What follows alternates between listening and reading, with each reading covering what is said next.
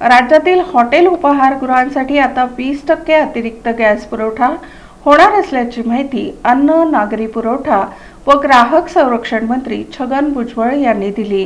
राज्यातील हॉटेल, ढाबे, उपाहारगृहे तसंच औद्योगिक कॅन्टीन आणि अन्न प्रक्रिया दुग्ध व्यवसाय क्षेत्रासाठी दिलासादायक निर्णय घेण्यात आला असून केंद्र शासनाच्या निर्देशानुसार 20% अतिरिक्त व्यापारी LPG पुरवठा करण्यात येणार असल्याची माहिती राज्याचे अन्न, नागरी पुरवठा व ग्राहक संरक्षण मंत्री छगन भुजबळ यांनी दिली।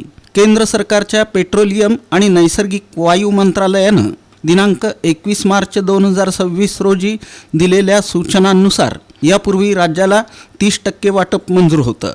आता 23 मार्च 2026 पासून पुढील आदेश येईपर्यंत आणखी 20% वाटप वाढवण्यात आलं असून एकूण गॅस पुरवठा पूर्वसंकट पातळीच्या 50% पोहोचणार आहे।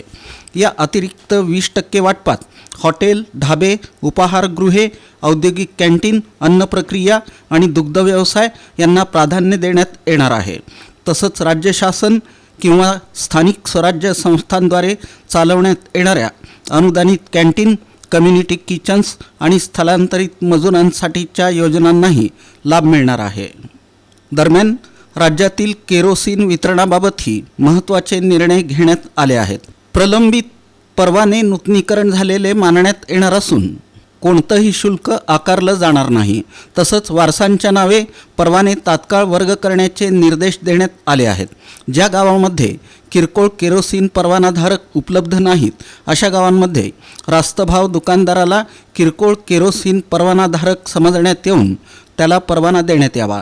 राज्यातील किरकोळ, हॉकर्स, अर्धघाऊक आणि घाऊक केरोसिन परवाने मंजुरी, नूतनीकरण आणि वारसाच्या नावे वर्ग करण्याच्या अनुषंगानं कार्यवाही करण्याबाबत दिनांक 20 मार्च 2026च्या शासनपत्रान्वये सर्व जिल्हाधिकाऱ्यांना सूचना देण्यात आल्या आहेत।